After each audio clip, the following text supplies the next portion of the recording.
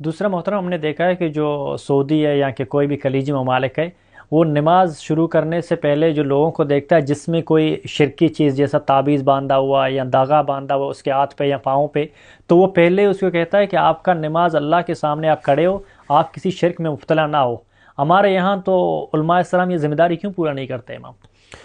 جی محترم، ہم کیا کہیں، ہم تو اگر بات کرتے ہیں تو پھر کہتے ہیں یہ مخالفت ہوتا ہے۔ جی۔ میں نے یہ کہا کہ امام کا عقیدہ صحیح ہونا چاہیے۔ جب امام خود تعویذ پہنتا ہے، حالانکہ تعویذ کا کوئی بھی ثبوت نہیں ہے، اس میں ہمارے علماء احناف کا، بڑے بڑے اہل علم کا بھی اس میں جو ہے تقاریر ہمارے پاس موجود ہیں، ان کی کتابیں ہمارے پاس موجود ہیں کہ آپ صلی اللہ علیہ وسلم نے، کسی بھی پیغمبر نے، کسی بھی صحابہ کرام نے، چاروں خلفائے راشدین نے، ہمارے چاروں ائمہ کرام ابو حنیفہ، امام شافعی، مالک بن حنبل، کسی سے بھی ثابت نہیں ہے کہ انہوں نے کسی بیماری کے لیے کسی کو کوئی تعویذ لکھ کے دے دیا ہے کہ آپ اس کو جو کہ اپنے سر پہ باندھ دیں یا بازو پہ باندھ دیں یا اپنے تکیہ کے نیچے رکھ لیں یا آپ کو شفا مل جائے گا۔ کسی سے بھی ثابت نہیں ہے،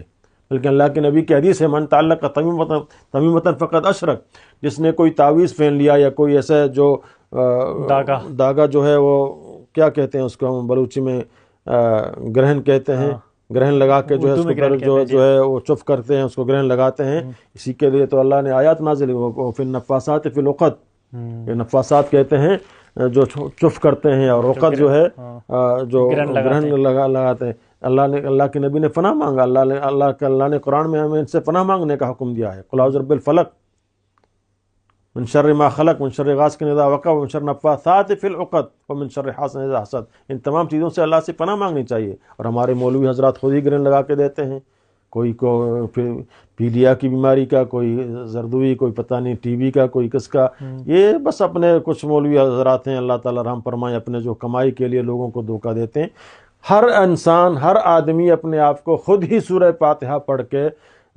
معوذتین پڑھ کے، آیات کرسی پڑھ کے اپنے آپ کو دم کریں۔ قرآن یاد نہیں ہے، آپ قرآن کو سامنے رکھ کر پڑھیں، اپنے آپ کو دم کریں، آپ کو اللہ شفا دے گا۔ یہ نہیں بولا مولوی کی شفا ہے، مولوی کی دم چوب میں کوئی اثر نہیں ہے، اثر قرآن میں ہے۔ یہ جو ہم دم کرتے ہیں نا، یہ بولا مولوی کا کوئی بات میں اثر نہیں ہے، اثر جو ہے وہ قرآن میں ہے۔